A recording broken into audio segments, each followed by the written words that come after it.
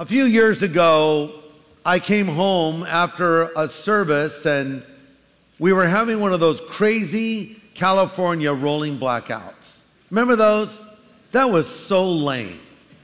I mean, all the power was gone. I got home and the phones were down, the internet was down, the lights wouldn't turn on, the street lights weren't on. Everyone just sort of walked out in the middle of the street and we're all just sort of standing there like, what do we do now?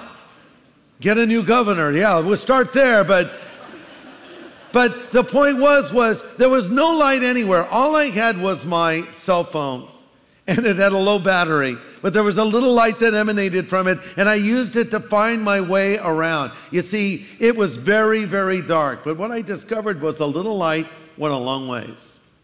We live in a very dark time culturally, and a little light will go a long ways. We have an entire generation of young people today that seem to be adrift morally and spiritually.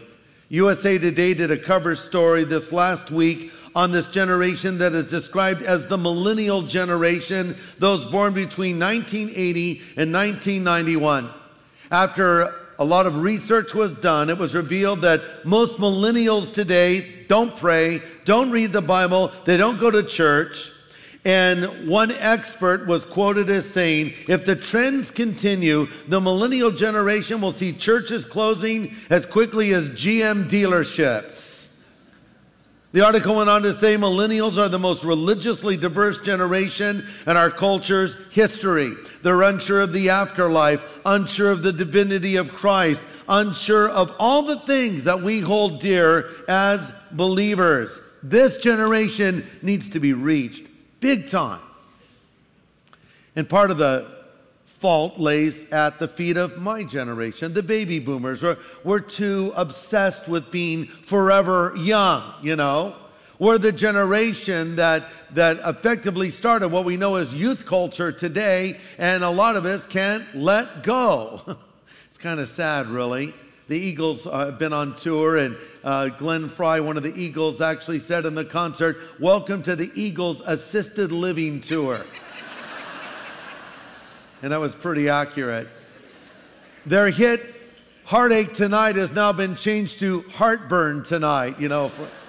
In our generation, we've gone from acid rock to acid reflux.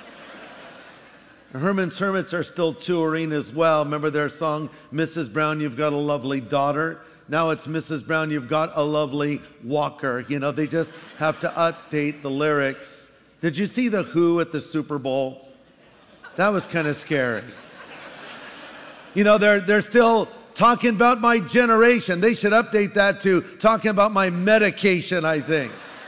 But this generation, the baby boomers, we have a hard time letting go. In fact, I read an article recently that said so many baby boomers are getting cosmetic surgery, etc. The article said baby boomers, the original architects of youth culture, are driving the trend toward cosmetic surgery. Now instead of drugs, sex, and rock and roll, it's nip, tuck, and Botox. We've been so obsessed with ourselves, we've forgotten to raise our children in the way of the Lord. We've been so busy rebelling from our upbringing, we've raised a generation that doesn't seem to have any moral bearings whatsoever. And that is why the gospel is so desperately needed.